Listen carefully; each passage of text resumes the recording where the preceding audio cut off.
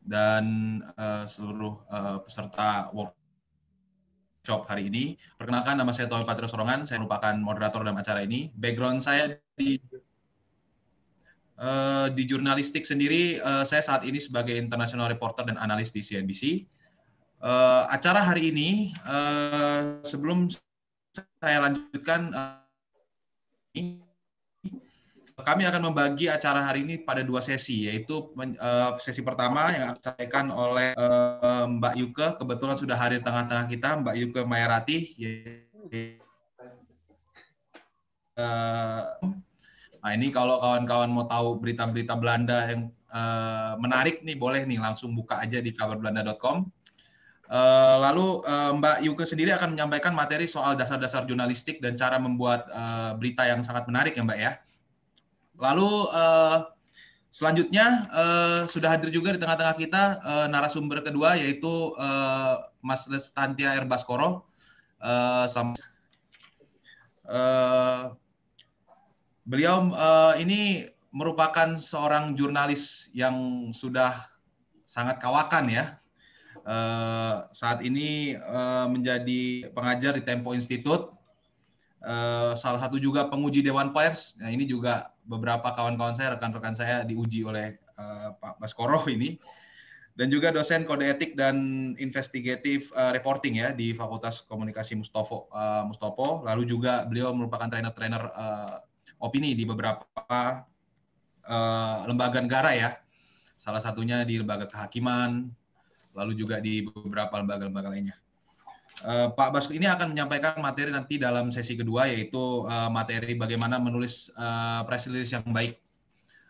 Jadi nanti kawan-kawan setelah Mbak Yuke menyampaikan materinya, lalu Pak Baskoro akan menyampaikan dalam sesi kedua. Baik, tanpa berlama-lama mungkin saya akan langsung masuk ke sesi yang pertama oleh Mbak Yuke. Mbak Yuke, gimana Mbak Yuke? Kabar hari ini? Ya, cukup baik, dan puji Tuhan juga hari ini cuaca cukup cerah, dan cuaca itu sangat berarti banget ya buat kita-kita yang tinggal di Belanda ini. Jadi kalau cuaca cerah berarti harinya hari baik ya buat kita semua yang ada di Belanda. Baik, sekedar informasi aja, Mbak Yuke ini lagi ada di Belanda, tepatnya di kota Deventer. Mungkin kawan-kawan yang kuliah di Deventer atau mungkin berniat kuliah ke Mbak Yuke nih sebagai salah satu tokoh Indonesia di kota Deventer gitu. Iya dong Mbak. Ibu. Iya. Baik, Mbak Yuke, mungkin langsung saja kepada materi pemaparan bagaimana menyampaikan dasar-dasar jurnalistik dan berita yang baik. Oke. Persilakan Mbak Yuke. Ya, baik. Terima kasih buat moderator Mas Tommy Patrio ya. Dan terima kasih juga sebelumnya buat panitia yang sudah mengajak saya dan Mas Baskoro untuk bekerja sama, dan terutama buat Pak Din Wahyudin yang sangat mendukung setiap acara yang dilakukan oleh PPI Belanda ini. Nah, saya akan masuk langsung ke materi ya. Nah, yang pertama adalah sebelum kita membuat berita, itu kita harus tahu dulu dasar-dasarnya atau basicnya. Jadi saya analogikan kalau kita memasak ya, kita harus tahu dulu bumbu-bumbu dasarnya. Kalau di masakan itu ada bawang merah, bawang putih, cabai, itu bumbu dasarnya. Kalau di jurnalistik itu juga ada dasar-dasarnya. Kita harus tahu itu dulu sebelum kita berkembang ke penulisan feature, penulisan press release, penulisan opini. Nah, ini basisnya. Oke, nah yang pertama adalah di slide kedua, yaitu jenis-jenis berita. Kita harus tahu bahwa di dalam dunia jurnalistik ada 2 jenis berita, yaitu jenis straight news dan feature. Dan nanti ada lagi macam-macam jenisnya seperti opini, investigatif, dan lain-lainnya. Tapi yang terutama adalah straight news. Straight news itu adalah berita yang to the point, lugas, ringkas. Jadi apa adanya. Jadi kalau seperti orang Belanda itu kalau ngomong langsung straight to the point. Jadi selain apa kabar, bagaimana dengan kondisi ini. Jadi dia nggak nanya yang macam-macam, langsung straight to the point. Nah, begitu juga dengan berita straight news ini. Lugas, ringkas. Nah, biasanya straight news itu berisi tentang info-info yang paling baru, yang paling aktual, dan yang tentu biasanya kalau paling hal baru itu kan menarik ya. Nah, dan kalau di televisi ini biasanya ada breaking news, berarti itu berita yang harus dipublikasi, yang harus saat itu juga disampaikan oleh publik karena menyangkut penting atau mempengaruhi banyak orang dan baru pertama kali terjadi. Nanti kita uraikan lagi ke bawahnya ya. Jadi kalau di koran itu biasanya di halaman paling depan. Kalau di radio itu biasanya di paling utama, breaking news. Nah, kalau di online juga biasanya paling depan ya, paling utama itu biasanya straight news. Nah, yang di layer kedua kita lihat di dalam straight news itu ada dua jenis, ada hard news, ada soft news. Nah, hard news di slide kedua ya. Hard news itu adalah berita yang amat sangat penting, aktual, dan kadang-kadang ada yang heboh, yang harus menghebohkan, yang kalau orang baca itu langsung, oh gini ya, contoh yang baru terjadi deh, COVID-19, gitu itu pada bulan Maret kalau nggak salah ya, itu pertama kali terjadi. Nah, semua media memberitakan tentang COVID-19, yang dari Wuhan, yang dari Italia, semua membicarakan tentang itu. Nah, atau berita yang mengagetkan, menegangkan. Jadi kalau kita lihat berita-berita kriminalitas, biasanya itu kan menegangkan ya. Itu biasa disampaikan dalam bentuk hard news. Nah, di slide nomor 2, selain hard news, ada juga soft news. Tapi ini kaitannya masih straight news ya. Jadi berita yang paling tidak ada kebaruan di situ. Ada informasi-informasi baru yang harus disampaikan. Nah, soft news itu sedikit lebih ringan. Jadi misalnya kalau di berita hard news itu paling enggak ada 3 yang informasi yang harus disampaikan, apa, siapa, di mana. Nah, kalau di soft news itu bisa disampaikan juga bagaimananya. Ditambahkan lagi hal-hal yang berkaitan dengan hard news tadi, informasi-informasi tadi. Nah, bisa juga masih kaitan dengan COVID, tapi ada kisah-kisah kemanusiaan lainnya, misalnya ada petugas kesehatan yang kemudian meninggal dunia, atau ada misalnya bagaimana rumah sakit penuh. Nah, seperti itu hal-hal yang berkaitan dengan kemanusiaan biasanya. Nah, ini juga bisa disampaikan dalam bentuk straight news. Nah, dan biasanya untuk berita-berita soft news yang disampaikan dalam soft news itu seperti artis atau selebriti kita yang misalnya terkena COVID, atau juga bagaimana tempat-tempat wisata kemudian menjadi sepi, dan juga misalnya ada produk-produk baru. Nah, itu bisa disampaikan dalam bentuk soft news. Artinya tidak harus saat itu juga disampaikan, bisa besok, bisa 2 minggu lagi, gitu. Tapi yang jelas ini soft news itu lebih ringan, atau ya namanya juga soft news ya, lebih ringan dari hard news. Nah, kemudian kita juga melihat kalau dari topik-topiknya ini, misalnya kita melihat international news, itu biasanya kalau yang berkaitan dengan international news itu hard. Jadi sebisa mungkin hari itu juga disebarluaskan, hari itu juga ditulis, hari itu juga dipublikasi. Political news, business and economy news, karena ini menyangkut juga keadaan atau kondisi ekonomi suatu negara. Health dan education news. Nah, kalau soft news itu kalau dilihat dari sisi topiknya adalah entertainment, celebrity, lifestyle, art and culture news, dan sport news.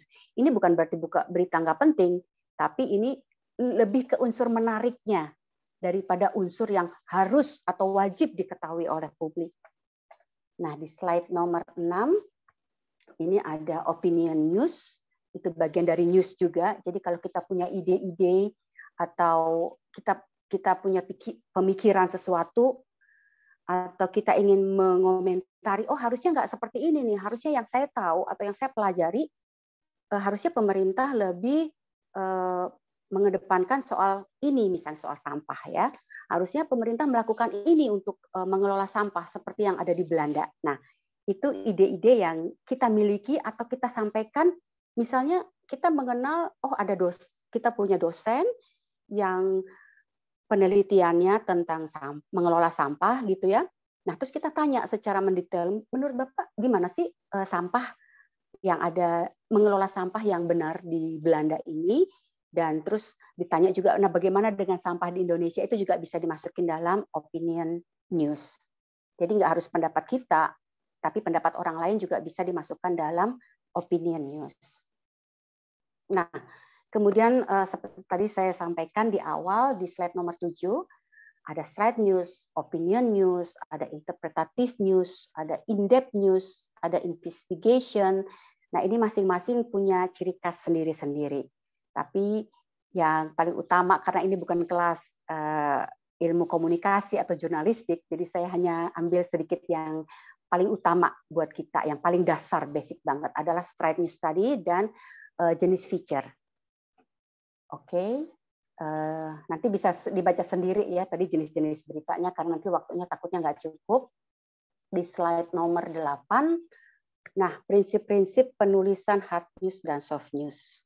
Di sini kalau kita, mungkin di sini sudah ada yang tahu tentang piramida terbalik ya, penulisan piramida terbalik itu seperti ini. Jadi piramida, ini ada gambarnya sih di sini. Nah, ini piramida terbalik ini di slide nomor 11.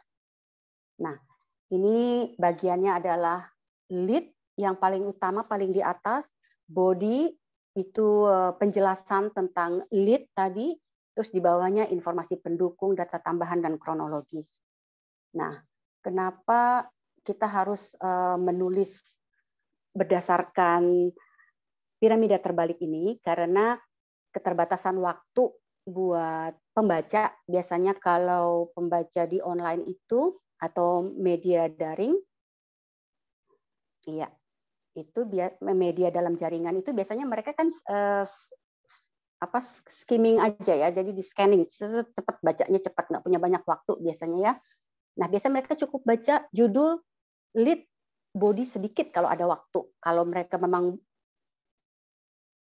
bisa lanjut atau memang menarik beritanya, mereka bisa melanjutkan pembacaan. Tapi kalau mereka nggak punya waktu, minimal mereka update deh berita yang ada di media saat ini. Apa sih yang sedang diperbincangkan dunia saat ini? Ya cukup di bagian lead dan body ini aja, gitu. Jadi lead itu biasanya menggunakan struktur who, siapa, apa, di slide nomor 8, di mana, dan bagaimana. Ya. Nah, sementara kalau penulisan soft news itu nggak harus piramida, karena kita yakin bahwa ini tulisan kita ini sudah menarik. Dari judulnya aja udah menarik, dari temanya aja udah menarik. Jadi kita mengharapkan orang yang membaca feature kita itu adalah memang benar-benar orang yang tertarik sama temanya. Jadi bukan unsur pentingnya, tetapi unsur apakah berita ini menarik, menyentuh perasaan. Misalnya kadang-kadang kabar misalnya tentang kematian atau tentang ya ada unsur hiburannya juga gitu ya. Jadi human touch-nya yang lebih diutamakan. Oke, kita lanjut ke slide 9. Nah, masih dalam lead ya. Jadi setiap penulisan berita itu harus ada, setelah judul itu harus ada lead, baru kita masukkan dalam body. Jadi lead itu adalah yang terpenting. Oke, jadi bagi pembaca, piramida terbalik itu meskipun kita nggak sampai baca sampai habis, kita sudah mengerti, oh ini maksudnya ini. Udah, cukup. Jadi kalau dia ingin melanjutkan ya bisa, kalau enggak juga minimal informasi yang dalam lead itu sudah masuk.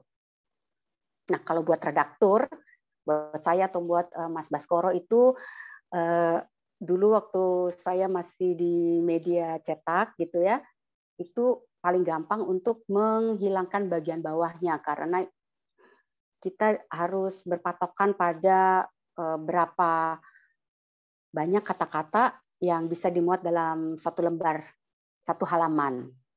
Nah, Izin, mohon itu maaf, juga Mbak Ika, saya ya. ingatin aja waktunya tinggal 4 menit ya. Oke. Oke, terima kasih.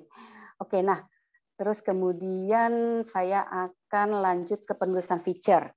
Ke slide nomor 13. Iya. Ya. Nah, penulisan feature ini adalah sebenarnya yang penulisan lebih santai, lebih fleksibel tentang apa aja yang menarik buat kita dan kita merasa itu menarik juga buat orang lain. Jadi feature itu sebenarnya merangkai cerita. Jadi dari fakta apa siapa di mana mengapa itu kita dapat informasi itu kita membuat tulisan dengan merangkai cerita supaya menarik gitu. Jadi kita bercerita tapi berdasarkan fakta. Nah, jadi feature is a story about fact, not about fiction. Nah, kalau fiction kita tahu itu cerpen gitu ya. Nah, sementara kalau di Belanda itu ada banyak sekali bahan atau materi yang sangat menarik yang bisa kita tuliskan. Sayang banget kalau kita nggak tuliskan. Ada soal tulip, ada soal tempat-tempat wisata, ada soal museum, sekolah, sistem mengolah sampah. Seperti mungkin Mas Eko ada di sini ya, menulis tentang Giethoorn yang orang di Indonesia mungkin nggak pernah tahu bagaimana Giethoorn itu, dan kita bisa menuliskannya dalam bentuk feature karena dia dibaca hari ini dan dibaca 5 tahun lagi itu nggak ada efek apa-apa gitu. Ada sih kebaruan mungkin sedikit ya. Nah, selain itu juga sebelum kita menulis berita kita harus mengetahui news value. News value itu ada 8. Ada seberapa luas pengaruh peristiwa di slide 15. Ada magnitude, ada signifikan, seberapa besar sih, seberapa penting sih informasi ini kita sampaikan ke masyarakat. Ada juga aktualitas, ada juga tentang proximity, yaitu secara psikologis, ideologis, geografis itu mempengaruhi pembaca kita nggak? Contohnya kabarbelanda.com. Ini tentu buat orang-orang yang terkait dengan Belanda, itu tentu akan tertarik gitu ya untuk membaca berita-berita yang dari Belanda, misalnya orang yang tinggal di Belanda atau orang yang dulu pernah tinggal di Belanda tapi sekarang tinggal di Indonesia. Jadi berita-berita ini juga secara psikologis atau geografis itu sangat mempengaruhi nilai sebuah berita. Oke, ke nomor 17, ke slide 17. Itu jadi kalau kita mau lihat ini berita menarik apa enggak, kita harus memberitakan secara cepat dan itu benar-benar fakta gitu, bukan hoax. Dan ini berita cukup penting dan tentu harus menarik. Nah, kita langsung ke bagaimana ya. Sebelum kita menulis berita, sebenarnya yang harus utama sebelum ide, misalnya kita sudah punya ide ya, saya mau menulis tentang Giethoorn. Nah, terus kita lihat Giethoorn ini mungkin sudah ada banyak orang bisa menulis tentang Giethoorn, tapi kita harus lihat kira-kira apa ya yang belum ditulis sama orang-orang dan apa ya sudut-sudut apa sih yang menarik. Misalnya kalau ke Mas Eko kemarin menulis di kabarbelanda.com tentang bersihnya gitu. Bagaimana sih orang-orang di sekitar Giethoorn, penduduk Giethoorn itu menjaga kebersihan desanya. Nah, itu mungkin yang belum banyak diberitakan atau informasi itu belum banyak disampaikan di media-media lain, tapi Mas Eko ini bisa melihat dari sisi kebersihannya gitu. Nah, berita setelah angle kita menulis itu kita buat outline-nya. Nah, kemarin juga ada yang menulis di kabarbelanda.com seperti Mbak Anastasia ya, saya nggak tahu apa ada di sini atau enggak. Nah, dia pengen nulis tentang tulip. Mbak Yuke, saya mau nulis tentang tulip katanya. Oh ya, itu bagus. Nah, kita tahu kan semua bahwa tulip itu dari Belanda. Dan orang-orang juga tahu, tulip Belanda, Quickenhof, segala macam. Tapi ada nggak yang tahu tentang warna tulip ternyata ada yang warna hitam loh. Gitu. Dan tulip itu ternyata bukan dari Belanda. Nah, kok bisa ya Belanda dikenal dengan tulipnya? Ternyata Mbak Anastasia ini mengetahui bahwa oh ya ternyata pembudidayaan bunganya yang luar biasa di Belanda ini, maka ditulislah. Terus apalagi tentang sebenarnya tulip itu dia adalah atau kapan sih waktu terbaik membeli tulip, di mana membeli tulip, harganya berapa, itu nanti bisa dikembangkan dalam outline ini. Jadi penulis besar pun mungkin Mas Baskoro juga dan saya juga kalau menulis itu saya selalu menggunakan outline supaya tidak kemana-mana tulisannya, ya kan? Jadi outline dulu, kerangka tulisannya. Nah, terus kemudian ke-19 sebelum di dalam outline itu selalu kita akan menentukan lead-leadnya. Nanti kita baca sendiri ya. Alinea pertama sebuah berita hendaknya lebih ringkas, maksimal 35 kata. Jadi nggak usah berbunga-bunga di situ. 35 kata sudah cukup. Ditulis dalam 1 atau 2 kalimat saja. Oke, hindari mengawali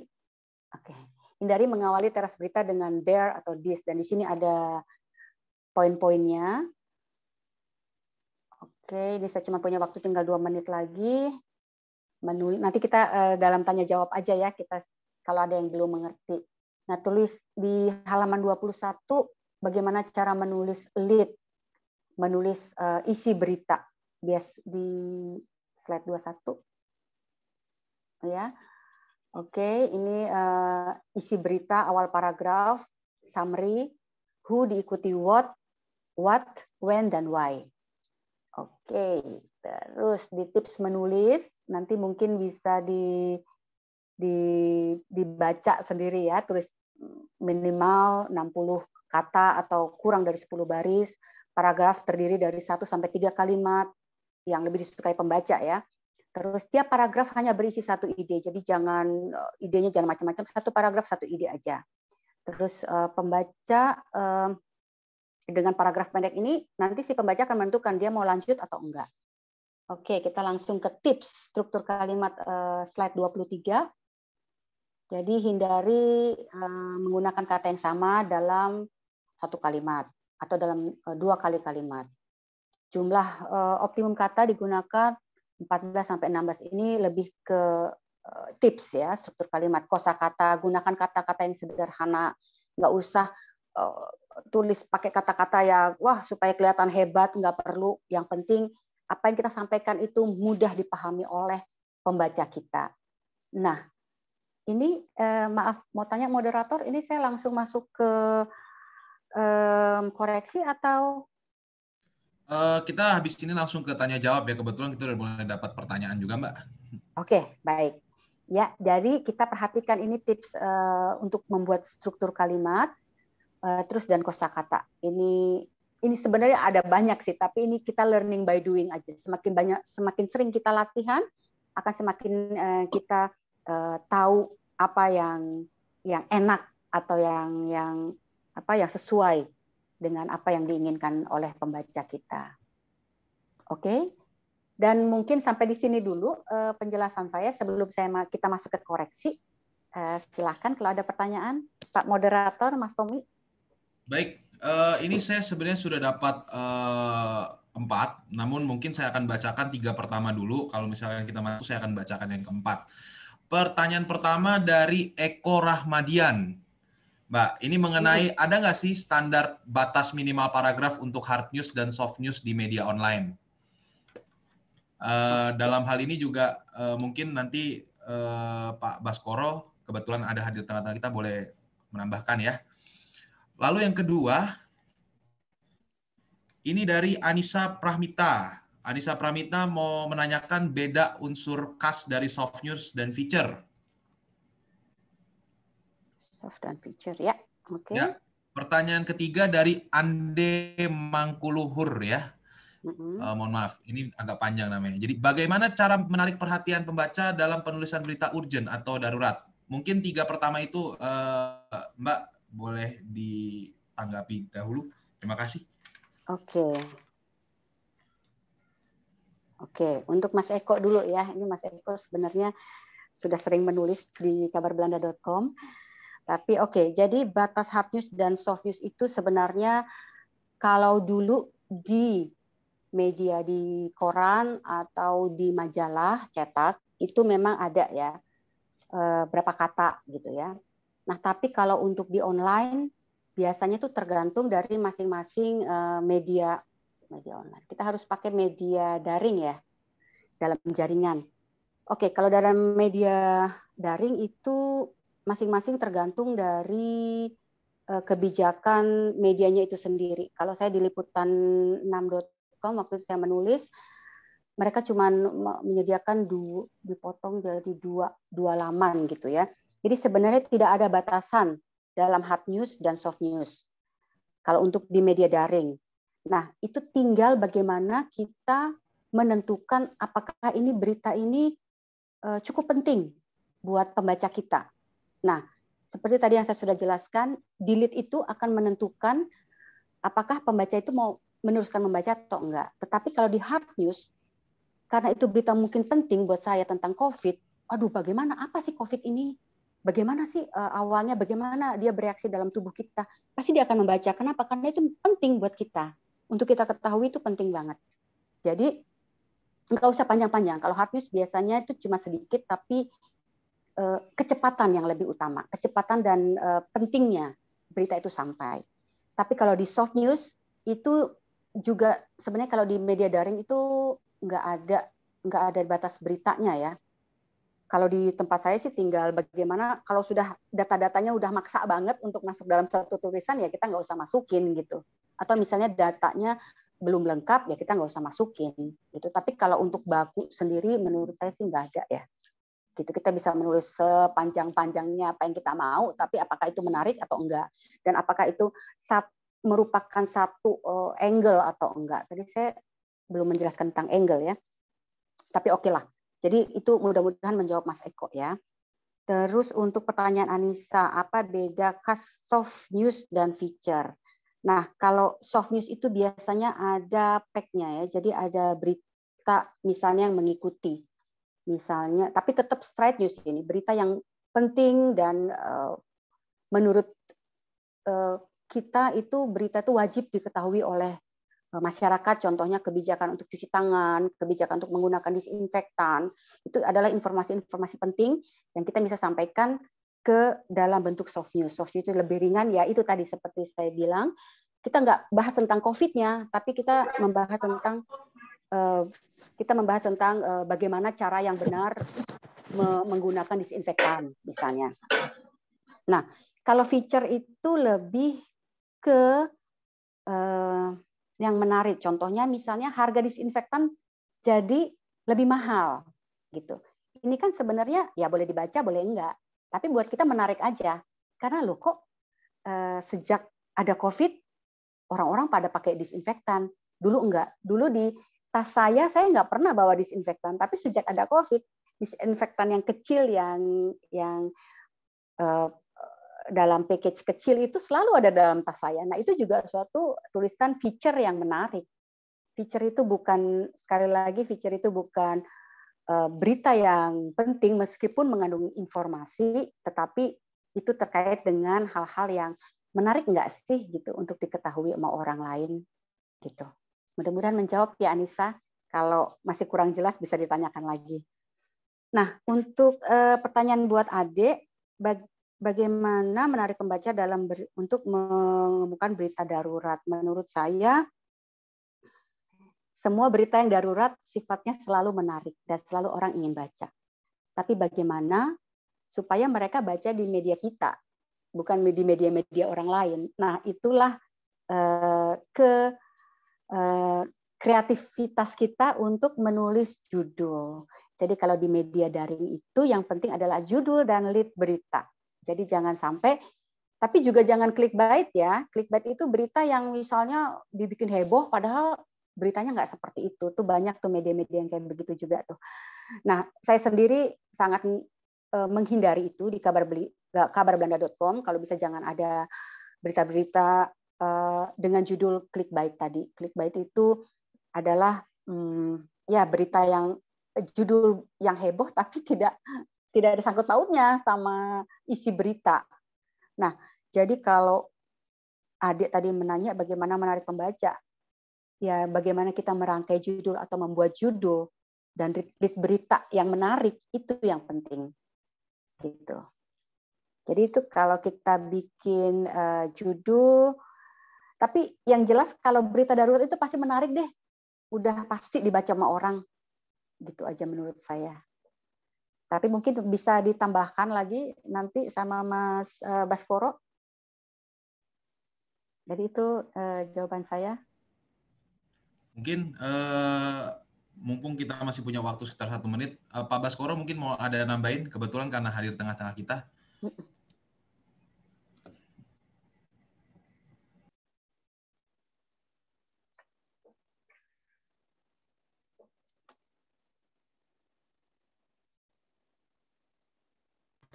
Admin tolong di unmute ya, atau ya sudah. Saya akan nambahin beberapa pertanyaan yang jawabannya udah betul sama Mbak Yuke, terutama tentang penulisan. Saya mementingkan tentang feature ya, feature tadi itu kenapa memang tidak ada batasannya, tetapi untuk feature ini penting karena supaya tulisan kita terus dibaca orang. Nah, ini lain. Jadi feature ini seperti kita menanam bunga dan makin lama akan dibaca orang. Jadi kira-kira kalau Anda mencari di Google, terus kemudian tulisan Anda muncul di halaman 1, 2, itu bagaimana tekniknya? Ya kan? Misalnya ada menulis nih, kalau berita oke lah, sebuah berita itu pasti sebulan, paling lama seminggu selesai. Tetapi kalau tadi ada Mbak siapa nulis, kenapa tulip berwarna hitam, misalnya. Kira-kira kemudian bagaimana supaya ketika orang bertanya di Google itu, kemudian tulisan kita yang pertama kali muncul di halaman itu, kita kan inginnya gitu. Nah, itu adalah teknik penulisannya. Tekniknya gimana? Pertama adalah tulislah sebaik-baiknya, sebagus-bagusnya, zero kesalahan. Sehingga itulah yang nanti akan ditangkap oleh mesin cari Google, sehingga tulisan kita akan dihadap di halaman pertama. Ya, itu. Tulislah lebih baik daripada yang punya orang. Jadi kalau tadi ada cerita tentang tulip, cobalah tuliskan lebih lengkap, lebih detail, dengan informasi lebih bagus. Dengan itu, sehingga kalau ada orang mencari di Google tentang tulip, tulisan Mbak tadi itu yang muncul di halaman pertama, bukan di sana lain. Itu pentingnya bagaimana kita menulis sesuatu yang lebih bagus, lebih lengkap dari, kalau dalam tanda petik saya, tulisan orang lain. Nah, itu pentingnya. Dan tidak ada batasannya. Tetapi semakin Anda menulis, semakin bagus, semakin zero, tidak mengambil, ingat ya, jangan plagiat, tetapi kembangkan sendiri alinea. Itu akan terekam di Google dan bisa menjadi terbaik. Misalnya Anda mencari kata bagaimana menulis opini yang baik, mungkin tulisan saya 6 tahun yang lalu ada di halaman 1 atau 2 Google. Karena kenapa? Karena memang lebih lengkap dan tidak mengambil dari tulisan-tulisan manapun. Itu yang pertama. Terus kemudian tadi ada lagi tentang, nah tadi itu, beda, ini menarik ini, beda antara short news dan feature. Karena tadi Mbak juga udah menjelaskan bagus, karena banyak orang nggak ngerti. Banyak yang merasa bahwa antara short news dan feature adalah sama. Tidak sama. Short news itu adalah berita yang kira-kira kalau kita tidak baca pun tidak apa-apa, tapi kalau kita baca kita bisa beruntung, kira-kira gitu. Tetapi kalau hard news itu kita kalau nggak baca rugi. Tabrakan kita api, itu hard news. Kita kalau nggak baca rugi. Tapi kalau short news itu adalah sesuatu berita yang biasa saja, tetapi kalau kita tidak membaca itu kita rugi karena berita itu punya enteng aja. Tetapi unsur, nah ini unsur pentingnya 5W1H-nya yang istilahnya Mbak Yuki itu ada di alinea 1 dan 2. Tetapi kalau feature, dia berita yang mungkin tidak penting, menyenangkan, tetapi dia penuh kejutan. Ya, saya kasihkan contoh bagaimana tulisan ringan short news dan feature. Misalnya begini, di dalam tulisan short news diceritakanlah seorang anjing bernama Pinky, misalnya setelah 5 tahun, 6 tahun mengembara, kemudian akhirnya pulang kembali ke rumahnya di Deventer, rumahnya Mbak Yuke. Itu di bagian alennya itu sudah terjadi peristiwa cerita itu. Dan orang bilang, wah ini benar ringan, tetapi menarik. Tetapi di dalam teknik penulisan feature ini bisa dibuat seolah-olah sedemikian rupa sehingga cerita tentang Pinky kemana, kemudian endingnya mengejutkan. ternyata Piggy seekor anjing. Ini dua cara penulisan yang berbeda. Tetapi kalau kita bisa menuliskan dengan gaya feature, itu sangat-sangat menarik betul. Nah, itulah sebabnya kenapa feature itu mendapat julukan sebagai cerita yang sangat humanis dan penuh kejutan. Ada unsur mengejutkannya, ada opini yang masuk. Itu butuh keterampilan tertentu. Itu yang bisa saya bantu, Mas Tommy, untuk menambah penjelasan Mbak Yuga yang tadi itu. Baik, mohon maaf karena waktu udah berlalu cukup ini ya. Kita sekarang sudah mulai agak bermasalah dengan waktu, pasti ada batasan waktu dalam setiap sesi. Nah, mungkin untuk menjawab pertanyaan teman-teman yang belum bisa terakomodir dalam sesi ini, nanti setelah ini kita akan ada sesi koreksi, Mbak Yuka. Jadi nanti dalam sesi ini Mbak Yuka akan menampilkan sebuah berita dan apa sih yang membuat berita itu menarik gitu. Nah, jadi ini mungkin Mbak Yuka langsung aja kita masuk ke sesi ini. Nanti Mbak Yuka akan menjelaskan pada kawan-kawan seperti ini loh cara menulisnya. Makasih. Iya, oke. Terima kasih Mas Moderator, Mas Tommy. Nah, di sini saya akan memberi contoh berita hard news, ya. Kabar gembira perpanjangan paspor di KBRI sekarang bisa buka setiap hari kerja. Nah, kenapa ini menjadi penting? Karena sebelumnya itu KBRI sempat tutup atau hanya membuka 2 hari, 3 hari. Nah, warga-warga Indonesia yang ada di Belanda ini kan pada resah. Aduh, gimana dong, masa saya udah mau habis, terus tahun 2023 baru dapat jadwal. Nah, terus kemudian saya menuliskan berita ini. Jadi mulai 1 Mei 2021, ini kebetulan waktu itu saya menulisnya sebelum tanggal 1 Mei. Jadi mereka yang mau mengurus paspor itu sudah bersiap-siap. Oh iya, mulai 1 Mei ternyata buka. Nah, apa yang harus saya lakukan? Nah, terus kemudian saya uraikan di bawah. Orang pasti akan pengen tahu dong, wah jam berapa aja sih bukanya?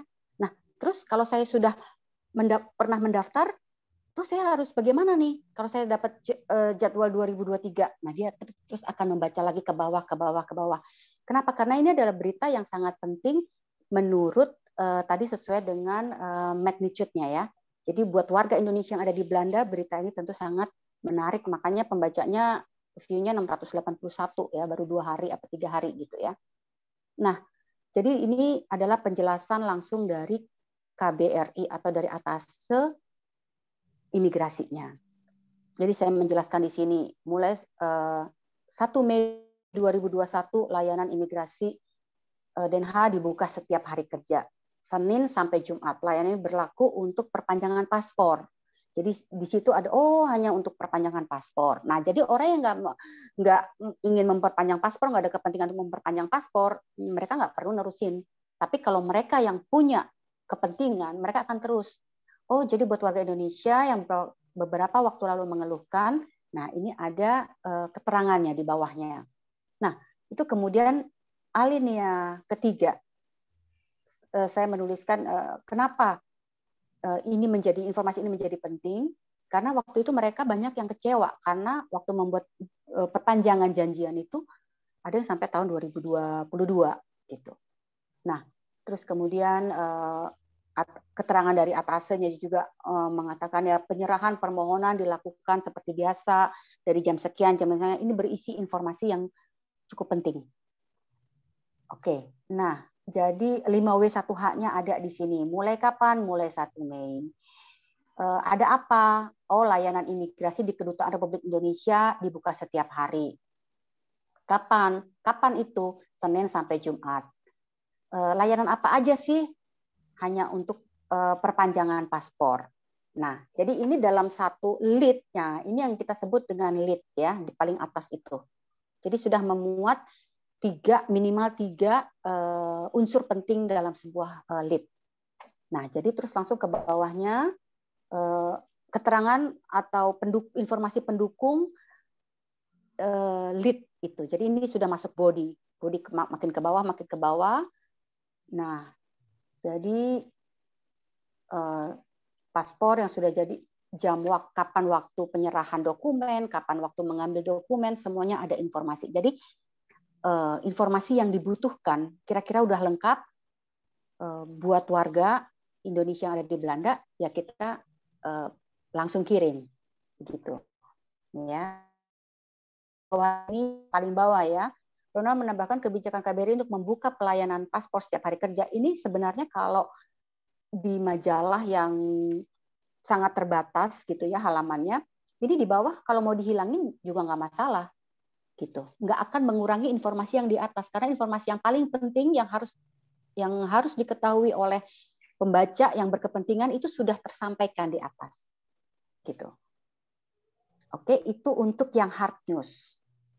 Nah, kalau untuk yang feature ada di slide 25 ya, yaitu menyusuri kanal desa terbersih di dunia. Ini tulisan Mas Eko Rahmadian ya. Ini menarik sekali karena selama ini orang menulis Giethoorn sebagai tempat yang wisata yang unik, yang banyak dikunjungi,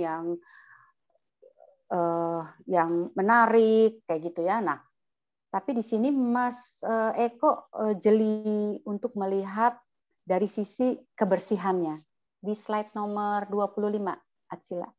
Ya. Oke. Jadi dia menginformasikan secara lengkap juga Giethoorn itu kanal desa terbersih di dunia. Nah, wah, kok gitu ya bisa ya terbersih di dunia? Bagaimana sih? Apa sih Giethoorn itu gitu ya?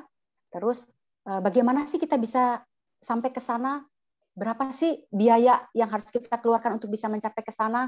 Nah, ini ditulis dengan sangat menarik oleh Mas Eko. Ya, jadi kejelian melihat angle juga ya memang makin lama kita makin terasah ya. Tetapi yang utama adalah menarik. Buat kita sendiri itu menarik dulu gitu. Terus kita akan berpikir, oh ya ini buat orang lain pasti menarik juga gitu. Jadi setelah kita menentukan angle itu adalah sudut pandang ya. Biasanya angle itu ditentukan setelah kita menentukan tema, kita menentukan angle, baru kita membuat outline-nya. Begitu runutannya. Nah, setelah itu pengalaman dari Mas Eko sendiri juga ada ya di sini. Jadi Anda bisa ya di paragraf 1, 2, 3, 4. Anda bisa berkeliling lebih jauh hingga ke Taman Nasional Wirben-Weiden. Jadi lokasi di luar Giethoorn. Bahkan dia juga jeli melihat, oh ada apa sih di luar Giethoorn itu? Gitu. Di pintu masuk desa terdapat beberapa penyedia jasa sewa perahu dengan ramah menawarkan jasa sewa kepada pengunjung. Nah ini juga yang mungkin menurut Mas Eko sendiri cukup menarik untuk diberitahu ke pembacanya. Gitu. Jadi perlu nggak sih buat pembaca untuk membaca ini? Enggak. Gitu. Perlu banget sih enggak. Tapi menarik nggak? Iya menarik. Jadi kalau misalnya ada guide yang menawarkan, oh ini pakai ini aja. Oh karena kita sudah pernah membaca tulisannya Mas Eko, oh ternyata di pintu masuk desa itu ada juga loh yang sewa-sewa perahu secara private gitu ya. Kita deal sendiri sama pemilik perahunya dan kita bawa sendiri gitu ya. Jadi kita nggak tergantung sama guide-nya. Nah itu juga informasi yang menarik. Jadi kalau waktu dulu di redaksi Tempo, itu saya pernah magang di sana. Wah kalau setiap kali ada usulan, pasti komentarnya, wah itu menarik itu. Terus yang satu, redaktur lain mengatakan, apa sih menariknya? Nah, jadi kata menarik itu memang sangat menentukan apakah tema ini perlu dilanjutkan atau enggak gitu. Jadi kalau kita lihat di sini semakin lengkap seperti tadi Mas Baskoro bilang, semakin lengkap berita feature kita, semakin menarik ya.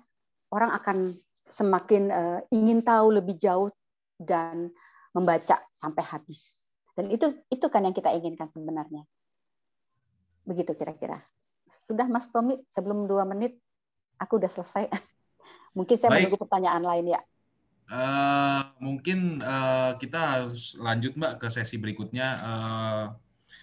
Maka itu sesi pertama ini sudah selesai kawan-kawan mengenai dasar-dasar ilmu jurnalistik dan cara penulisan berita.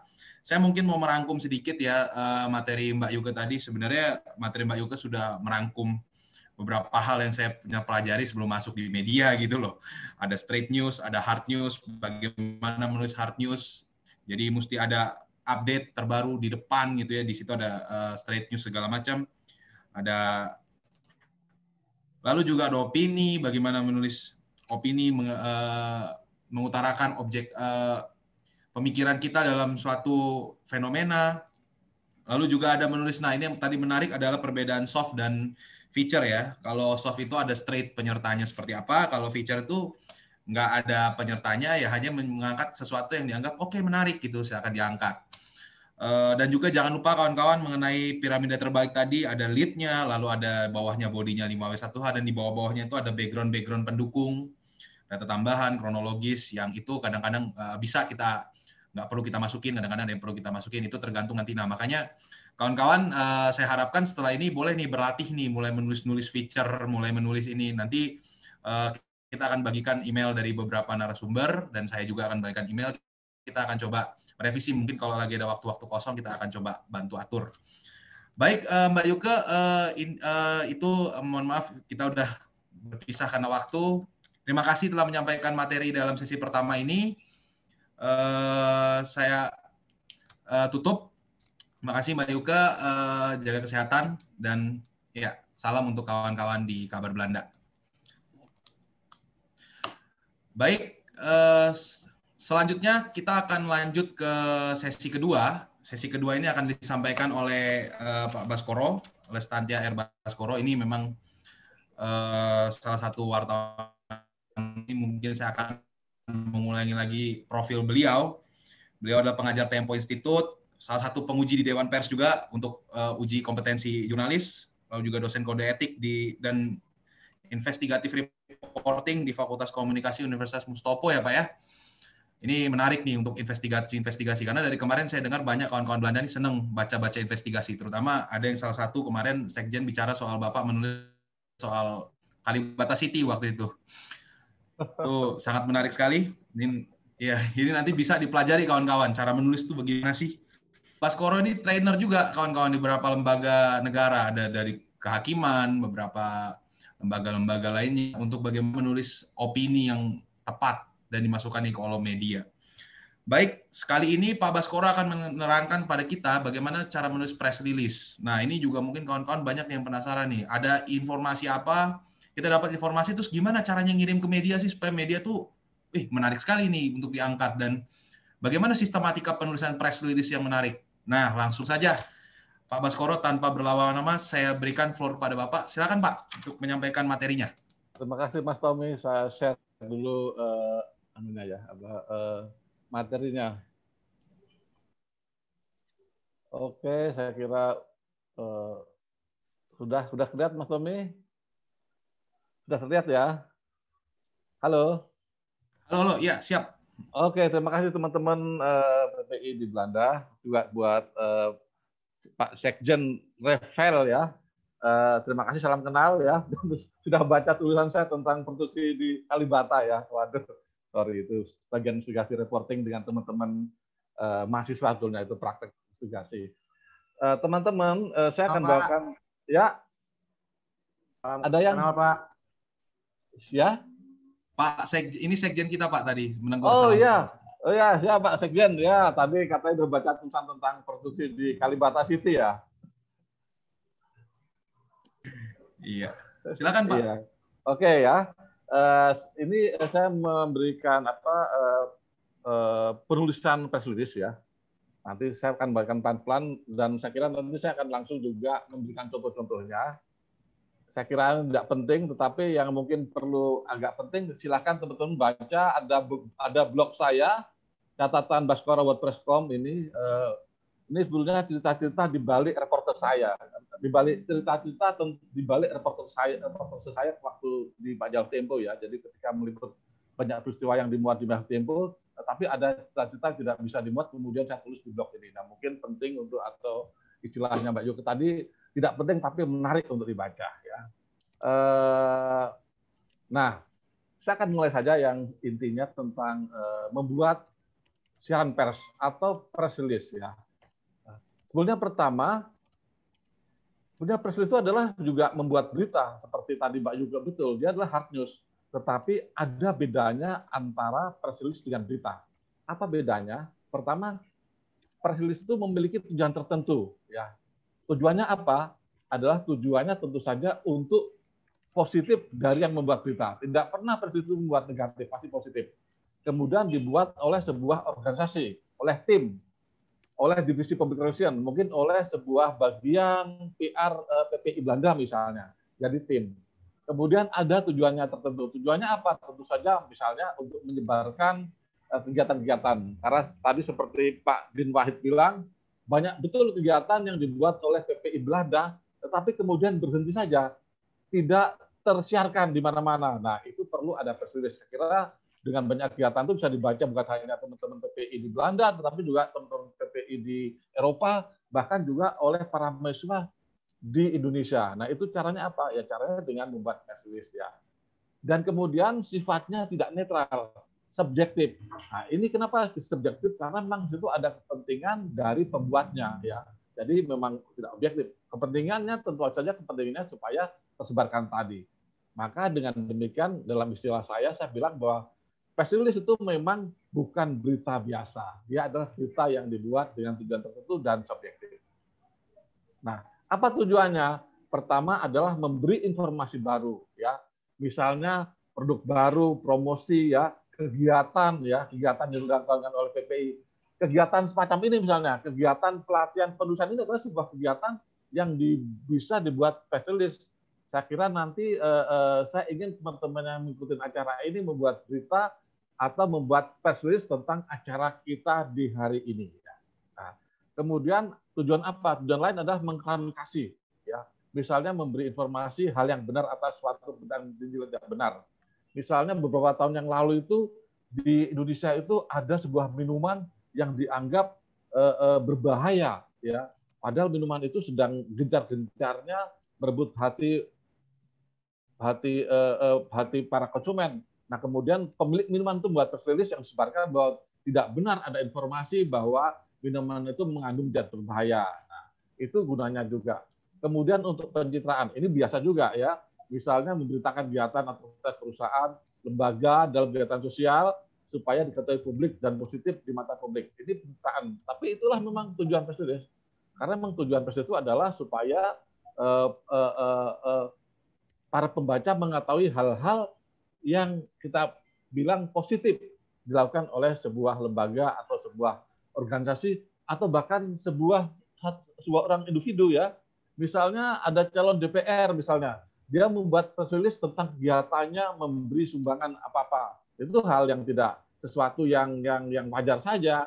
Cuma persoalannya bagaimana bentuk-bentuk press release itu bisa dimuat di media. Nah, itu kuncinya di situ ya. Nah, jadi pada dasarnya apa? Karena dasarnya press release itu adalah berita, maka dia mengandung unsur 5W1H yang tadi oleh Mbak Yukto dan dibilangkan, yaitu adalah what, ya, apa peristiwanya, kemudian where, di mana peristiwa itu terjadi, kemudian when, kapan bisa terjadi, kemudian why, mengapa dengan peristiwa itu, kemudian who, siapa saja yang terlibat, dan how, bagaimana terjadi sesungguhnya. Nah, unsur 5W1H ini sangat universal ya. Ini suatu pakem yang sampai sekarang tidak tergantikan dan sebagai unsur berita yang mesti ada di dalam sebuah berita. Nah, ini yang tadi dibilang, saya ulang lagi bilang oleh Mbak Yuke, pertama adalah ada judul berita yang langsung ya. Itu sifat dan hatus judul beritanya ya. Banjir terjadi di Pematang Siantar, itu sudah jelas. Kemudian tidak ada opini penulis ya. Kemudian unsur 5W1H pada awal-awal alinea, kemudian melaporkan fakta muktahir, kemudian berimbang, sampai pertengahan berita ini biasanya pembaca sudah tahu, kemudian semakin bawah tidak penting. Nah, inilah sebetulnya unsur yang disebut dengan piramida terbalik. Nah, biasanya unsur 5W itu, 5W1H itu ada pada alinea pertama. Alinea pertama ya ini. Itu biasanya semuanya unsur W itu di situ, tetapi kemudian itu berubah. Karena kenapa? Karena dianggap terlalu sesak. Sehingga kemudian unsur 5W1H itu kemudian dipecah biasanya di halaman di alinea ya, di alinea 1 dan 2 ya. Dulu itu kenapa bersesak-sesakan itu sehingga dalam sebuah berita itu alinea itu semua apa peristiwanya, siapa pelakunya, di mana bagaimana itu sudah ada semua di area 1. Sehingga disebut sebagai castock clip. Jadi mengambil dari kata gantungan baju, semua dijejalkan. Nah, tetapi dalam perkembangannya kemudian sampai sekarang, unsur 5W1H itu dipecah tidak hanya di alinea 1, tetapi di alinea 1 dan 2 biasanya. Sehingga pembaca cukup nyaman membacanya, tidak perlu dijejali lagi dengan 5W1H pada alinea pertama. Ya. Nah, bagaimana membuat press release supaya tepat sasaran? Pertama yang harus kita lihat adalah kemana, media mana yang harus kita muat. Ya, kita harus tetapkan dulu. Jika misalnya tentang kabar dari di Belanda, misalnya tentang kegiatan teman-teman mahasiswa, tentu akan cocok misalnya di kabar Belanda yang tadi Mbak juga asuh tadi gitu. Tetapi kalaupun dikirim ke media lain di kabar Belanda bisa, karena ini menyangkut kegiatan mahasiswa, mungkin bisa dikirim ke media Indonesia yang punya rubrik pendidikan misalnya, atau punya rubrik mahasiswa. Nah itu ada ya, kalau di Tempo kita punya rubrik Indonesiana di tempo.co. Itu memuat berita-berita dari luar, itu bisa dikirim ke situ. Kemudian kalau press release itu ada yang diundang atau tidak ya. Jika misalnya diundang, perlu tidak kita mengundang media. Tetapi kalau press release itu adalah sifatnya dikirimkan, ya tidak perlu kita mengundang media, tetapi kita mengidentifikasikan media mana yang akan kita kirimkan. Kemudian kita harus tahu juga pada hari apa, pekan apa, bulan apa siaran pers itu diharapkan akan muncul. Secepatnya, kalau secepatnya kita ya bisa bilang bahwa ini secepatnya. Tetapi kalau misalnya siaran itu diharapkan akan muncul misalnya minggu lalu atau minggu depan atau 2 minggu lagi, kita perlu tekankan juga diharapkan bahwa berita ini muncul sebaiknya pada minggu depan misalnya. Jadi semacam kita tunggu dulu, itu juga bisa juga ya. Kemudian kita identifikasikan peta media mana. Nah, peta media ini sama dengan kayak tadi satu. Apakah dikirim ke kompas.com atau ke media-media apapun silahkan ya. Tetapi sekali lagi tentu berkaitan dengan kegiatan itu. Jika kegiatannya adalah kegiatan tentang pelajar mahasiswa Indonesia di Belanda, tentu itu berkaitan dengan pendidikan, saya kira akan dikirim ke media-media yang umum atau yang punya rubrik pendidikan atau mahasiswa. Itu artinya akan lebih besar kemungkinan untuk dimuat. Misalnya kegiatan itu dimuat di detik.com atau di CNBC-nya punyanya Mas Tommy tadi, tentu lebih cocok di detik.com karena yang satu tadi lebih pada ekonomi. Oke. Kemudian kita isinya sekarang. Isi pers itu harus clear, jelas, dan menarik. Nah, saya perlu tekankan kata menarik ini supaya apa? Supaya press release yang kita kirim tidak masuk keranjang sampah. Ya, pertama jelas dalam pengertian menyangkut informasi yang diberikan, ya, angkanya, urutan peristiwanya, nama narasumber yang kompeten, tata bahasa yang baik dan efektif, dan alinea yang tidak bertele-tele. Lihat ya, alinea yang tidak bertele-tele. Nanti kita bahas. Karena banyak sekali tulisan press release yang tidak dibaca oleh orang redaktur karena alineanya tidak menarik dan bertele-tele. Nah, menarik apa? Menarik adalah dalam arti masalah disampaikan dan teknik penulisan. Ini ada dua hal ya. Tadi Mbak Yuke pernah bilang, apa itu menarik? Nah, dalam press release itu menarik dalam arti masalah yang disampaikan dan teknik penulisannya. Misalnya tadi tentang apa kegiatan, sebuah kegiatan PPI di Belanda.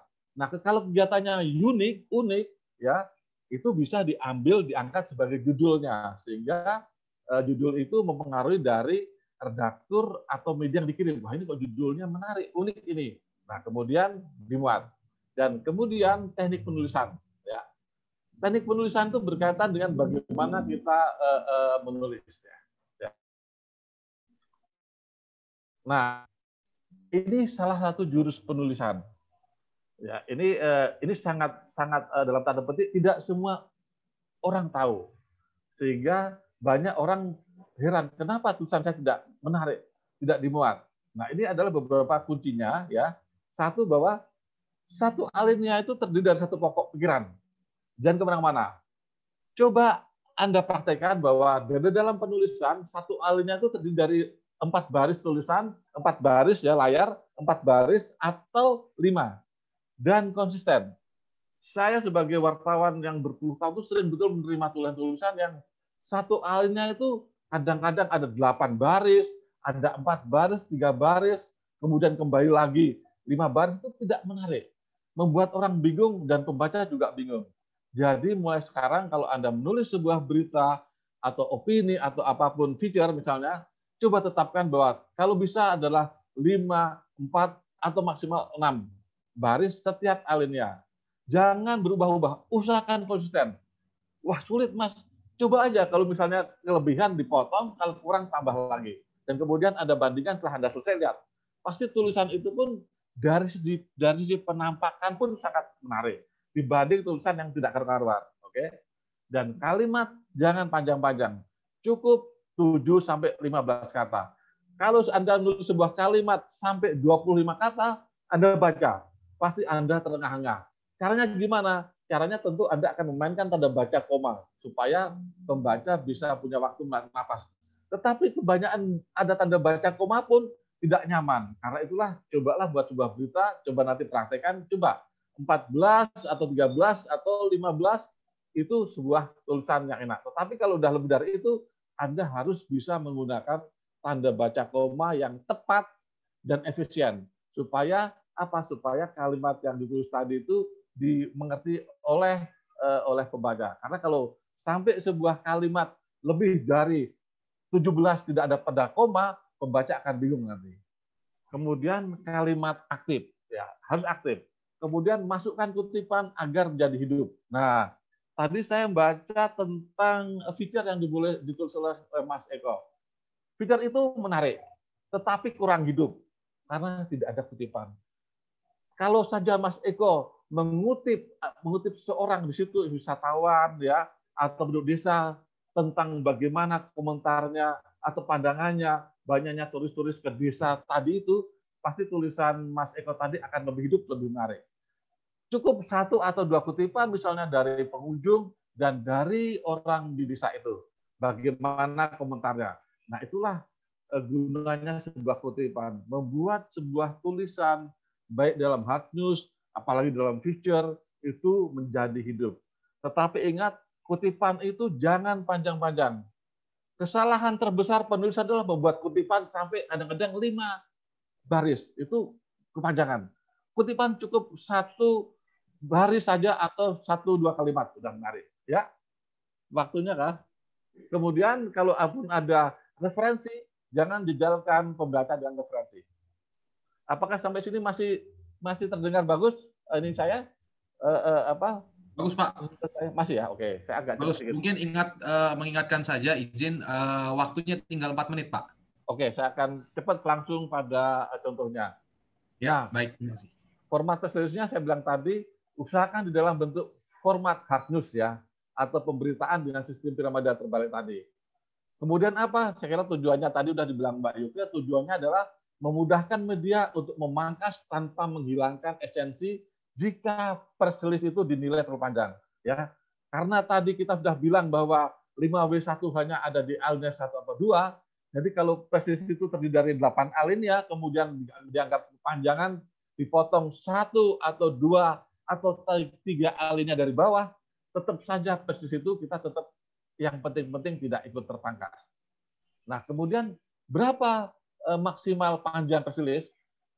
Saya bilang bahwa sebaiknya press release itu tidak usah panjang. Sebaiknya press release itu cukup 1 atau 1,5 halaman ya, dengan 2 spasi atau 1,5 spasi ya.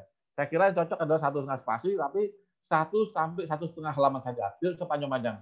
Kenapa tidak panjang-panjang? Karena pertama, kalau panjang-panjang membosankan. Kedua, kalaupun nanti penerimanya ingin menambahkan informasi lagi, menambahkan data, dia bisa mencari data sendiri atau dia menelpon narasumber yang kita cantumkan di dalam press release itu. Ya. Nah, judul sebaiknya apa? Menarik tetapi tidak bombastis dan sebaiknya tidak lebih dari 3 atau 4 kata. Ya. PPI Belanda menggelar acara penulisan berita. PPI Belanda menggelar acara penulisan teknik membuat berita. Nah, semacam itu. Tetapi itu pun bisa Anda ringkas lagi sehingga menjadi 3 atau 4 kata. Nah, ini lagi, cantumkan pula dalam press release tersebut 1 siapa yang dihubungi jika ada pertanyaan lebih lanjut. Nah, ini perlu ya, perlu. Supaya apa? Saya bilang tadi, kalau misalnya mereka minta informasi lebih lanjut lagi, atau data lebih lanjut lagi, atau PPI Belanda itu seperti apa, dia menghubungi yang dicantumkan itu. Kemudian kontak narasumber penting. Misalnya di sini yang mengeluarkan pers ini adalah bagian humasnya. Tetapi si wartawannya ingin bisa wawancara dengan ketua PPI-nya atau sekjennya. Nah, tidak ada salahnya juga. Nah, kemudian dicantumkan itu ketua PPI nomor teleponnya sekian, atau ketua atau sekjennya nomor teleponnya sekian. Karena kadang-kadang wartawan ingin juga untuk wawancara langsung pada ketuanya atau sekjennya, ya. Kemudian jika ada rujukannya, situs beritanya, buku dan sebagainya, tidak apa-apa ditulis di press release itu. Misalnya apa? Misalnya kemudian PPI Belanda bilang bahwa untuk melengkapi ini silakan supaya membaca juga kabar dari Belanda, misalnya, nggak apa-apa. Atau silakan buka situs PPI Belanda. Itu juga wajib menurut saya untuk ditulis jika PPI Belanda ingin buat rilis. Atau juga nambahkan informasi atau data yang dianggap perlu. Itu sebagai apa? Sebagai pelengkap. Tidak mesti jadi bagian dari press release, tapi bisa di luar, tapi bagian pelengkap. Ya, itu penting sekali lagi untuk menambah jika ada media. Kalau saya misalnya menerima press release dari sebuah lembaga, biasanya saya akan menelpon balik untuk menaikkan lebih lanjut, atau saya tambahin data-data yang saya riset sendiri.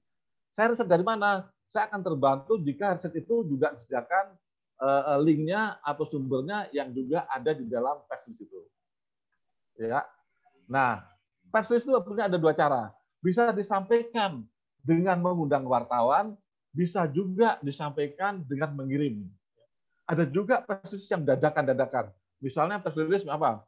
Ada pesawat terbang jatuh. Nah, itu kadang-kadang Kementerian Perhubungan langsung mengundang dadakan kepada wartawan supaya datang langsung, ya. Nah, ketika datang itu pun dijelaskan kenapa harus darurat, karena mungkin ada alasan tertentu.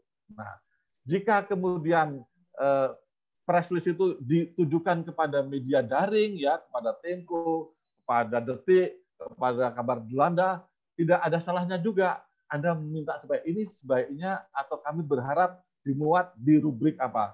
Kami berharap dimuat di kanal pendidikan, atau kami berharap dimuat di kanal sosial, atau di kanal nasional. Karena ini menyangkut tentang misalnya press release PPI Belanda, pandangannya terhadap perpanjangan paspor, atau sulitnya mendapat apa gitu. Nah, itu penting juga. Nah, sebelum membuat press release, maka tim penulis mesti merumuskan satu masalah yang akan disampaikan. Harus dirumuskan. Kemudian sumber-sumber yang diwawancarai untuk menguatkan isi press release. Kemudian data-data yang disampaikan. Jika press release ini misalnya berisi sebuah informasi atau pemikiran dari PPI Belanda, maka bisa saja untuk menguatkan itu harus ada wawancara atau ada kutipan dari ketua PPI Belanda misalnya. Ya, itu untuk menguatkan isi press release itu. Kemudian sebelum diedarkan isi press release mesti dicek berkali-kali baik isi data kalimat per kalimat, istilah-istilah, dan nama-nama sumber agar tidak terjadi keluar kecil apapun. Ini penting, ya. Karena apa? Karena dalam sebuah media, ya, dalam tulisan berita, akurasi itu adalah mahkota penulisan. Ya, jadi sekali lagi, akurasi adalah mahkota penulisan, sehingga teman-teman jangan sampai keliru dalam soal istilah dan nama, apalagi nama narasumber. Ya, itu sangat memalukan kita kalau sampai keliru. Izin menyampaikan 1 menit lagi kita, ya. Oke. Nah, kemudian ini supaya juga dikenal, jangan lupa bahwa di dalam press release harus ada nama lembaga. Misalnya PPI Belanda. Kemudian tanggal pembuatan. Tanggal pembuatan itu artinya tanggal pembuatan press itu dikeluarkan. Kemudian narasumber yang bisa dihubungi. Minimal 1 atau 2 orang, dan profil lembaga. Nah, kalau PPI Belanda tadi, bisa saja profil PPI Belanda itu misalnya dijadikan 1 atau di bawah. Di bagian bawah misalnya PPI Belanda adalah sebuah lembaga masa Belanda yang sudah eksis sejak tahun berapa dan beralamat di ini saja. Atau kalau enggak, bisa juga dimasukkan di dalam tubuh berita yang mau disampaikan. Jadi itulah beberapa aturan atau kunci dari sebuah press release. Ya. Kemudian usaha yang hal-hal yang terlarang, ya, jangan salah kirim media. jika dikirim ke Tempo, lihat betul apakah ini kepada Tempo atau kepada Kompas ya. Kemudian jika kemudian memanggil press release kepada misalnya PPI memanggil wartawan ke kantor PPI, jangan membeda-bedakan media atau wartawannya, sebenarnya panggil. Jika diadakan suatu tempat harus tepat waktu ya. Kemudian jika ada diskusi, jangan jadikan satu arah, biarkan terjadi jawab, biarkan wartawan bertanya. Dan kemudian juga hindari jawaban dokumen. Ya, ingat ya, jika teman-teman PPI memanggil jurnalis ya atau mengadakan press release ya, kemudian ada wartawan bertanya, jangan bilang no comment. Selalu ada jawaban. Bagaimanapun jawabannya, misalnya gini jawabannya, oke Mas, kita belum bisa menjawab. Nanti kita akan berikan jawabannya setelah kita diskusi dulu. Tapi jangan sekali-kali bilang no comment, karena jawaban no comment itu adalah jawaban yang tidak bertanggung jawab dan menurut saya jawaban yang paling menyebalkan buat media. Ya, saya kira itu ini. Nah, saya kira sebelum saya nanti lanjut pada contoh, demikian dulu presentasi saya, Pak Tommy. Ya, baik Pak Baskoro, terima kasih. Sekarang kawan-kawan, saya akan buka terlebih pertanyaan. Mungkin kita akan ambil seperti tadi, mungkin 3 aja, dan kita akan termasuk cepat. Kebetulan kita juga terbatas waktu. Ya. Mungkin teman-teman kalau mau tanya langsung aja, cepat aja gitu, atau mungkin mungkin teman-teman terlalu kepo gitu ya, melihat kayak apa sih press release gitu. Ya, silakan teman-teman, karena ini juga kita terbatas waktu, kita hanya akan sediakan waktu mungkin 5 menit aja sebelum koreksi. Atau Pak, mungkin saya juga ada pertanyaan nih. Silakan Mas. Nah, ini bagaimana bagaimana teman-teman itu mengetahui, maksudnya media mana yang benar-benar bisa. Nah, kadang-kadang juga pengetahuan publik luas gitu. Boleh dikasih contoh dong Pak gitu. Karena banyak teman-teman PPI juga bertanya, ini terutama Groningen yang hari ini bikin acara kemarin bikin Indonesian Day ya. Ya. Gini, nah inilah memang sulitnya press release ya. Tapi menurut saya di zaman digital ini sebenarnya semua media itu memerlukan informasi ya. Semua media ini beda sama zaman-zaman cetak koran terbatas. Tetapi di zaman online itu semua media memerlukan informasi. Jika teman-teman mengirim press release ke sebuah media dan sudah clear dengan cara-cara atau tadi yang saya ajarkan tadi dan tidak membuat pembaca itu membuat redaktur pusing, insya Allah pasti dimuat ya. Tetapi tadi saya bilang tadi harus judulnya menarik dan unik dan apa isinya dan teknik penulisannya itu bagaimana. Jadi selama ini menurut saya 90% kenapa press release itu tidak dimuat karena penulisannya keliru gitu loh ya. Tidak standar, bulat pikirannya, tidak fokus. Akhirnya wartawannya itu malas untuk mengeditnya. Ini berita sudah gratis, ya tulisannya hantu balau, ya jadi akhirnya tidak dimuat. Tetapi kalau tulisannya sejak awal sudah bagus, saya kira kalau dikirim ke Detik, ke Tempo, itu dimuat. Apalagi dikirim ke saya atau ke Mbak Yuke, pasti dimuat kan, sejauh memang tulisannya bagus dan oke gitu. Nah, itu yang pertama. Dan kedua, memang tidak ada salahnya teman-teman PPI memang menjalin hubungan dengan media-media, dengan wartawan-wartawan, sehingga kalau kemudian ada acara, kirim langsung. Misalnya tadi Mbak Yuke punya kabar Belanda, kirim ke Mbak Yuke. Misalnya saya punya beberapa teman pemegang media di Indonesia, kirim ke saya bisa masukkan gitu. Nah, lama-lama nanti teman-teman PPI bisa kontak langsung sama redakturnya, sehingga kalau ada berita-berita ada PPI, Belanda akan gampang untuk dimuat. Karena apa? Sudah ada jalinan komunikasi gitu. Biasa, pertama sulit, lama-lama kan nggak sulit. Gitu Mas Tommy. Baik, Pak Baskoro, terima kasih. Nah, ini mungkin kita ada tinggal karena waktu juga, saya dapat satu pertanyaan aja nih memang. Ini dari Pak, sebentar namanya ya, saya mau Alfiansyah. Oke, ini mau ya. tanya nih Pak, ya mungkin ini pertanyaannya agak sedikit agak sedikit melebar ke materi Mbak Yuke tadi juga gitu loh. Bagaimana sih bikin berita yang menarik gitu? Nah, ini juga mungkin bisa diterapkan di press release gitu. Gimana sih caranya orang juga bikin press release itu menarik jadi berita gitu, jadi news. Oke. Dan ini juga pertanyaan yang sangat menarik lagi. Apa sih penyebab paling sering terjadinya pelanggaran terhadap kode etik jurnalistik.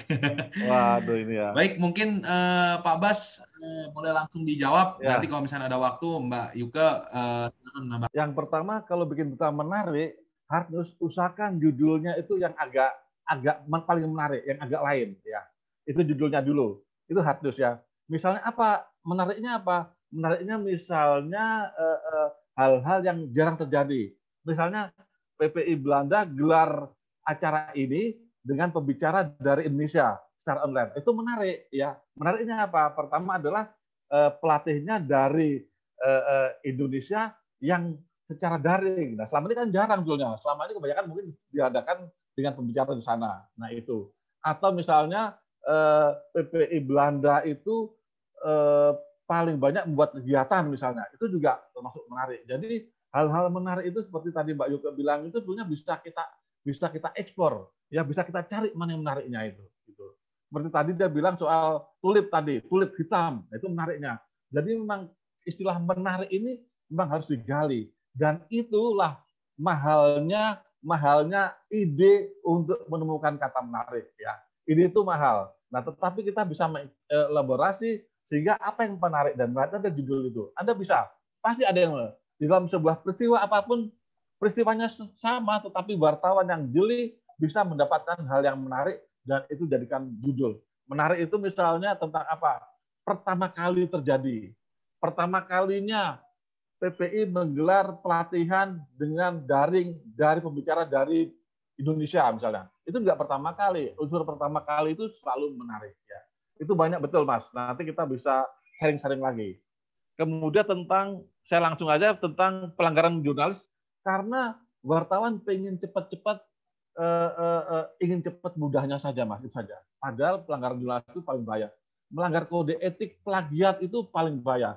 Saya ingatkan teman-teman PPI, jangan sekali-sekali menulis opini yang plagiat ya. Begitu Anda plagiat, nama Anda langsung di blacklist dan itu akan tersebar menjadi jejak digital yang sangat memalukan. Jangan sekali-kali.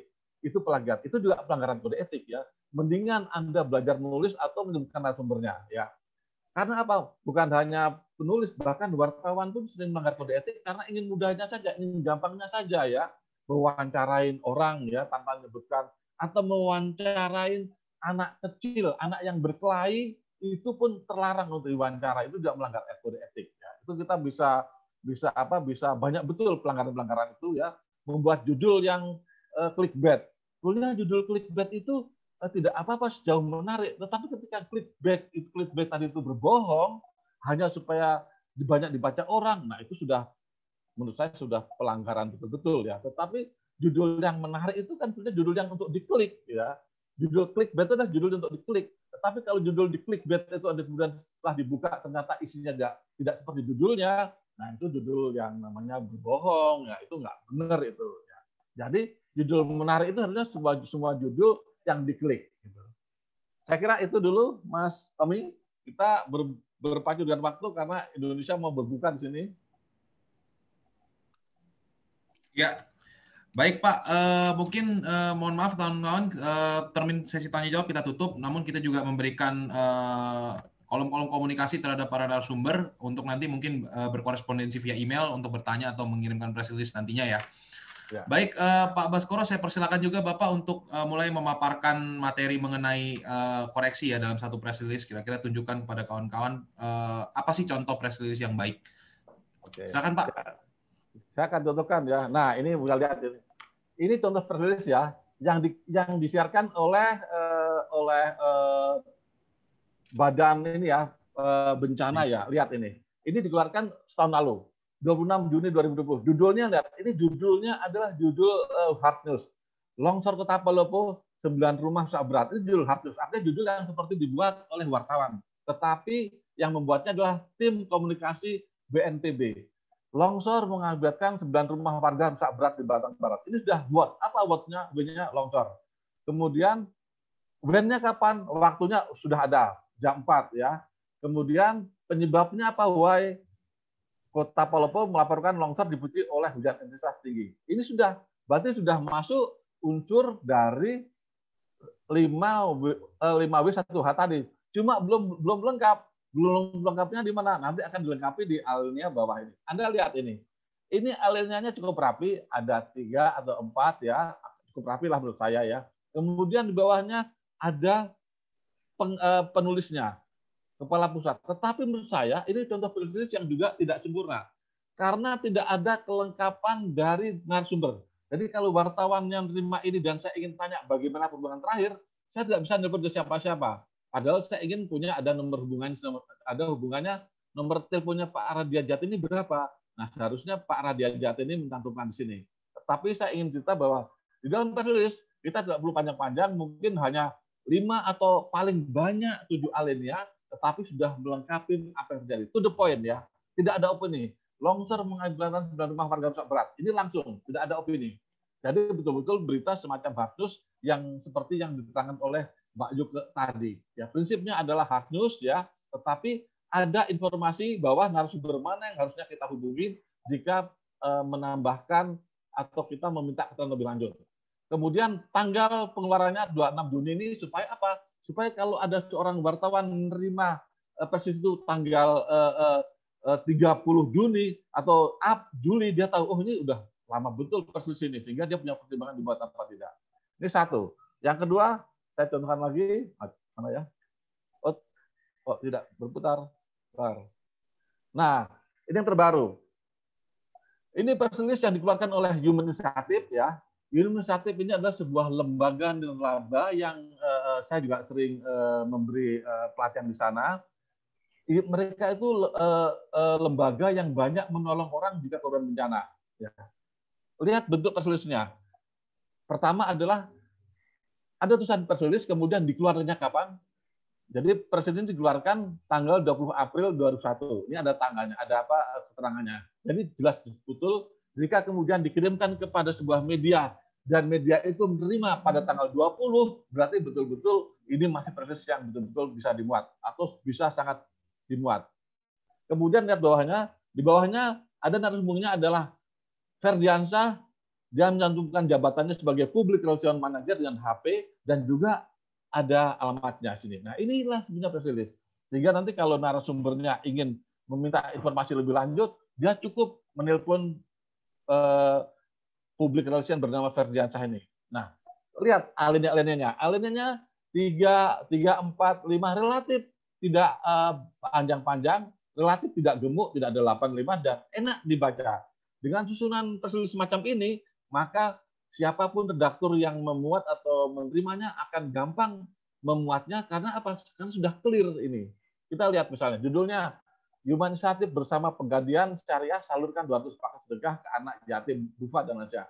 Ini judul dari press release. Oke. Tetapi nanti kalau misalnya kita menganggap sebagai media menganggap kepanjangan, kita bisa motong saja ya. Tetapi kalau judul ini adalah memang sebagai kelengkapan semacam ini tidak apa-apa. Tetapi nanti dengan ini adalah judul yang alternatif yang diberikan oleh Human Initiative, sehingga nanti kalau misalnya media bilang, wah ini saya kepanjangan akan saya potong misalnya ke anak yatim dipotong, sehingga Human Initiative bersama Pengabdian Syariah salurkan 200 paket sedekah misalnya, udah nggak apa-apa juga. Tetapi kalau misalnya mau lebih lengkap ditambahin ke anak yatim, duafa dan lansia juga nggak apa-apa, lebih lengkap. Jadi judul ini sebaiknya adalah judul yang betul-betul menggambarkan kegiatan yang dilakukan ya. Kemudian lihat, ini langsung gaya hard news. Human Initiative bersama Pengabdian Syariah melaksanakan program berbagi sedekah dan berbagi iftar pada Selasa 20 April 2021. Udah langsung waktunya kapan, wordnya apa sudah, who-nya siapa sudah, kemudian kapannya, when-nya kapan. Ya, program ini diberikan kepada 200 penerima manfaat yaitu anak yatim. Nah, Anda lihat tadi, saya tadi bilang kutipan. Mereka juga memasang kutipan, hanya kutipannya di alinea 1, 2, 3, 4. Di bawah ada kutipan dari penerimanya. Jadi dengan adanya kutipan ini, maka sebuah press release akan terasa lebih hidup. Sebuah tulisan akan lebih hidup jika ada kutipan. Nah, inilah contohnya. Saya kira ini bisa diterapkan nanti misalnya teman-teman PPI yang mengikuti acara ini, saya minta membuat press release tentang bagaimana acara yang kita gelar hari ini dan dikirimkan kepada email saya, sehingga saya bisa memeriksanya kemudian memuatnya. Demikian Mas Tommy, contoh dari 2 press release yang saya ketengahkan di acara ini. Terima kasih. Baik, terima kasih Pak Baskoro. Baiklah kawan-kawan, kita sudah mencapai penghujung sesi kedua dan juga seluruh sesi pada workshop kali ini. Saya akan mencoba menyimpulkan saja beberapa poin yang disampaikan oleh Pak Baskoro mengenai pembuatan press release. Ada beberapa tahapan teman-teman, identifikasi sasaran, isi press release itu sendiri, formatnya, lalu judul dan juga menyampaikan press release. Itu nanti akan kita sampaikan dalam materi yang akan kita berikan kepada kawan-kawan. Namun satu hal yang saya akan menjadikan remark dari statement Pak Baskoro tadi adalah soal jurus penulisan gitu loh. Nggak usah bertele-tele, nggak usah bikin sesak, bikin seperti nyantai aja. Jadi ngelihatnya juga enak, kayak seperti presentasi ini enak gitu ngelihatnya. Nggak kepanjangan gitu ya.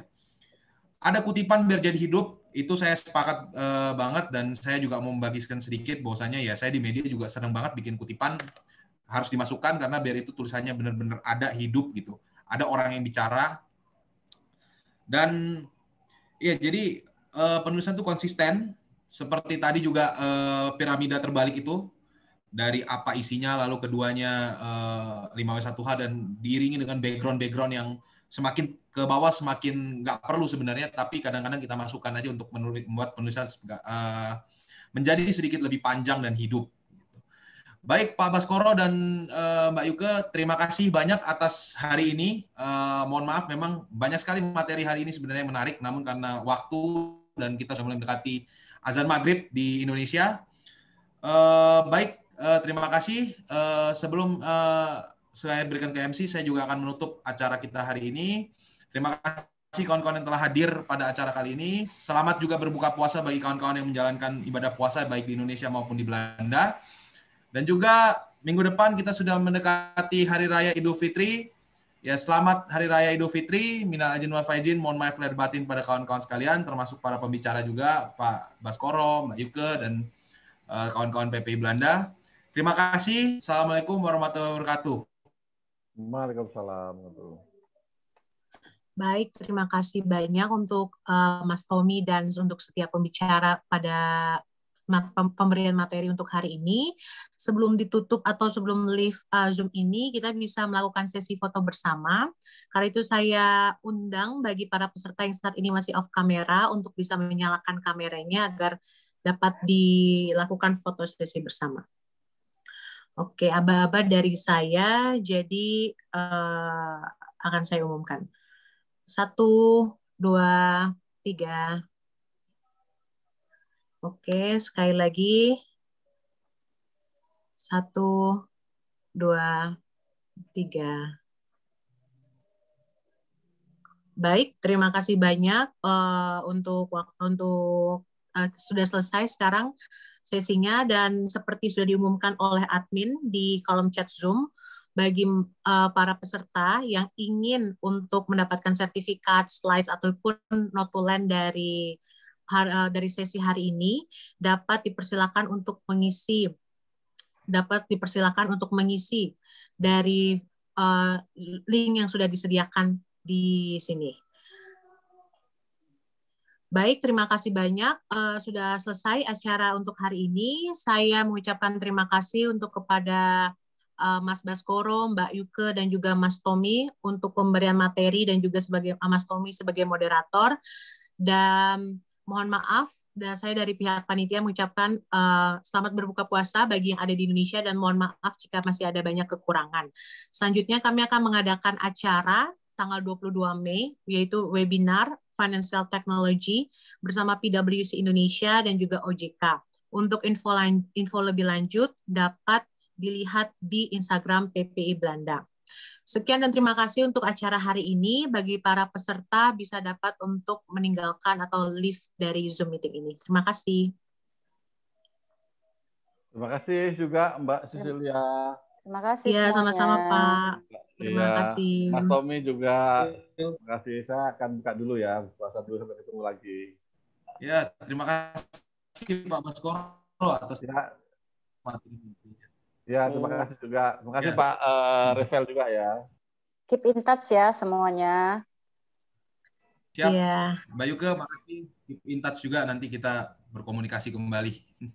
Siap. Oke, dah. Oke, terima kasih.